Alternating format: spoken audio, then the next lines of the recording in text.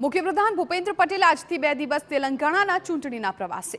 તેલંગાણાના ભાગ્યલક્ષ્મી ખાતે કરશે ચૂંટણી પ્રચાર.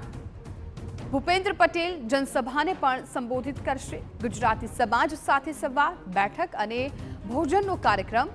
મુખ્યપ્રધાન ભૂપેન્દ્ર પટેલનું સ્ટાર પ્રચારક તરીકે પસંદગી કરવામાં આવી છે. તો સીએમ આજથી 2 દિવસના તેલંગાણાના પ્રવાસે છે.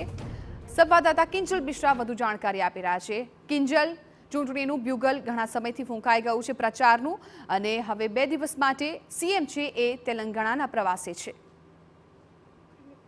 આજથી વાત કરવામાં આવે તો 2 દિવસ મુખ્યપ્રધાન એ તેલંગાણાના પ્રવાસે છે. તેલંગાણામાં જે ચૂંટણીનો માહોલ છે તેની વચ્ચે સ્ટાર પ્રચારક તરીકે ભૂપેન્દ્ર પટેલની પસંદગી છે તે કરવામાં આવી છે.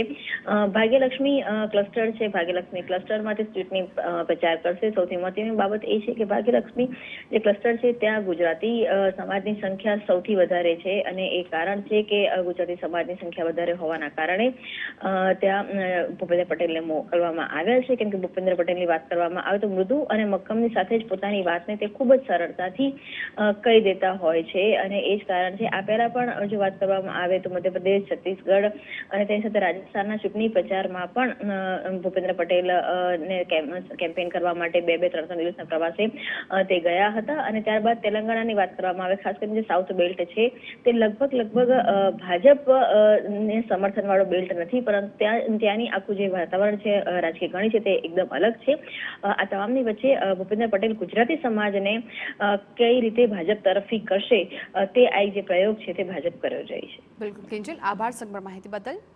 તો ભૂપેન્દ્ર પટેલ છે એ તેલંગાણાના પ્રવાસે, અને ખાસ કરીને ત્યાં જે ગુજરાતી સમાજ છે એમની સાથે તેઓ સંવાદ સાધશે. ભોજનનો પણ કાર્યક્રમ રાખવામાં આવ્યો છે. આ તમામ લોકોને તેઓ સંબોધિત પણ કરશે.